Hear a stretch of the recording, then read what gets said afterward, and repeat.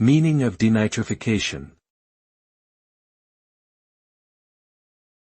Denitrification.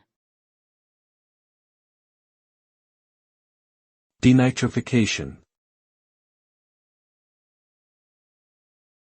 Denitrification. Denitrification. Denitrification is a biological process that occurs in soil, water, and sediments where nitrate, NO3, is transformed into nitrogen gas, N2, and released into the atmosphere.